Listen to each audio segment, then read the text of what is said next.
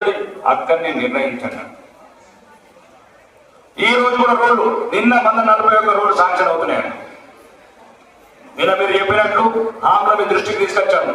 ఏమి చేశాం నిజామాబాద్ జిల్లా పాపం 11,000 కోట్లలో మనకి ఏదైనా ముచ్చి 538 కోట్లు.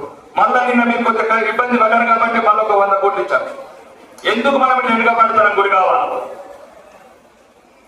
ఎవరి డబ్బు ఎవరికి వస్తున్నారన్న మీరు అనుకుంటే అన్ని సాధ్యమవుతాయి. ఈరోజు ప్రభుత్వంలో ఉన్నతమైన స్థానాలు ఉన్నారు. నిజామాబాద్ జిల్లా అంటే ఎవరికి పట్టింపు లేదు అన్న. 900 కోట్లు నిన్న 200 కోట్లు పెంచారు. సోలార్ విలేజెస్, సోలార్ విలేజ్ ఒక రూరల్ లేదు, బీర్గల్ లేదు, బోరం లేదు, ఆర్మూర్ లేదు, నిజామాబాద్ జిల్లాలో ఒక విలేజ్ లేదు.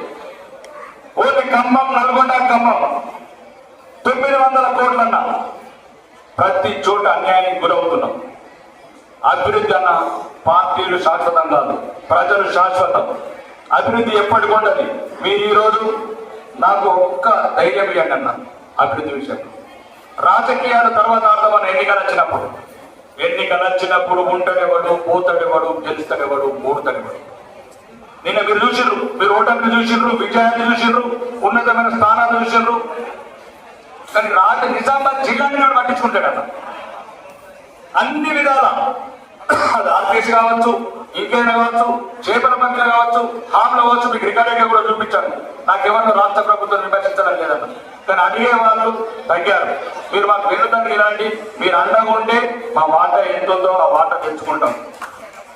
ఇక 10 కోట్ల అన్న రోడ్లకు మొరం పోద్దామంటే 10 కోట్లు 22 లక్షలు అన్న. ఎప్పుడు అంతటి కాంట్రాక్టర్ నిజామాబాద్ అంటే బిల్లు రావాలి.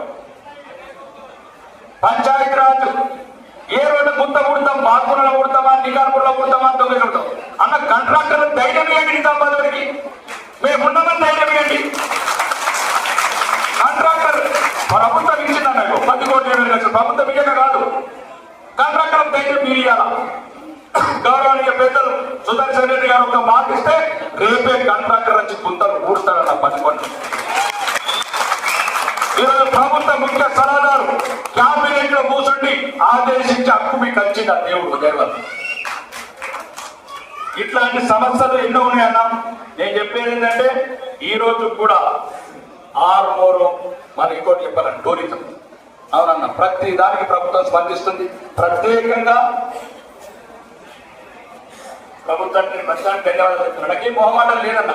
తెలంగాణ అసెంబ్లీ మెచ్చుకున్నది నేనే, మిడ్ డే మీల్ మెచ్చుకున్నది నేనే, గౌరవనీయ ముఖ్యమంత్రి ధన్యవాదాలు చెప్పింది నేనే, కల్పు సమస్యల గురించి మాట్లాడింది నేనే.